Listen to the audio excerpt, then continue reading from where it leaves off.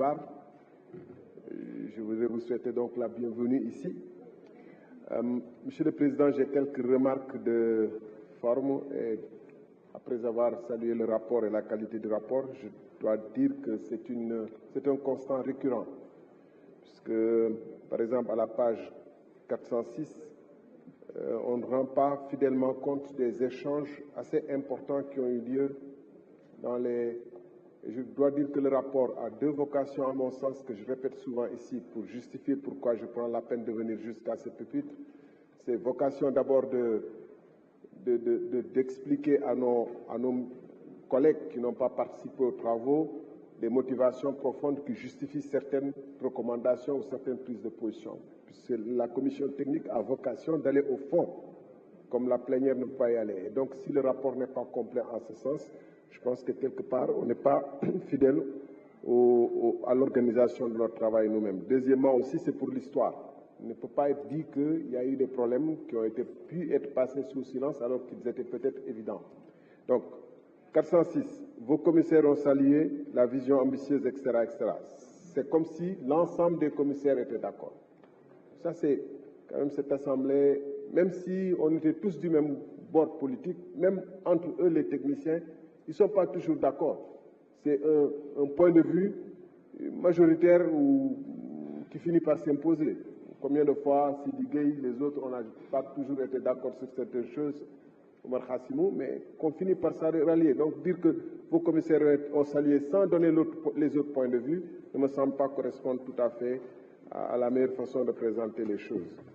Deuxièmement, s'agissant de la compagnie Air Sénégal, c'est là l'exemple. Par exemple, on a eu des débats assez intéressants, je pense, durant lesquels les deux parties se sont peut-être mutuellement enrichis sur Air Sénégal, les conditions de rentabilité, les causes structurelles d'éventuelles difficultés, mais ça n'est pas souligné. On a l'impression que c'est vraiment des difficultés d'ordre, j'allais dire, conjoncturel ou cosmétique qui expliquent, alors qu'il y a eu quand même des échanges beaucoup plus approfondis que ça, et il faut rendre honneur, ou en tout cas le travail qui a été fait en commission, dont c'est le but encore une fois.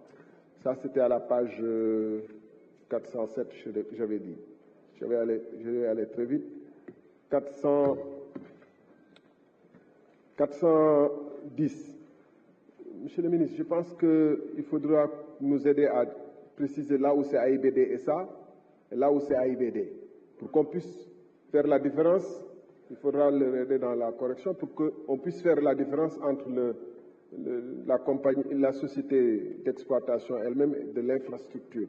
Parce que parfois on parle de l'infrastructure, parfois on parle de la société d'exploitation, les deux choses sont différentes.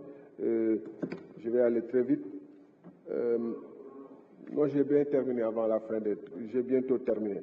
Monsieur, je pensais que l'honorable Aïd Dafé aurait parlé de la page 413, puisqu'il l'a souligné à plusieurs reprises. Il n'y a pas de région sud, il y a une région naturelle de la Casamance ou la zone sud du pays, donc il faut peut-être revoir la formulation. Mais monsieur le ministre, au 6e paragraphe que vous avez souligné tout à l'heure, je m'attendais à ce qu'on puisse dire, sauf si je me trompe, c'est Cap Skirring et Ziguinchor qui sont de classe internationale, et non Kolda. Et donc ces derniers, il faut peut-être changer l'ordre de présentation des trois aéroports, puisque Cap Skirring et Ziguinchor qui sont de classe internationale. Non, je termine vite fait. Je crois que j'en ai terminé avec les observations. Merci bien. Merci, chers collègues. La parole est à monsieur le rapporteur sur les observations.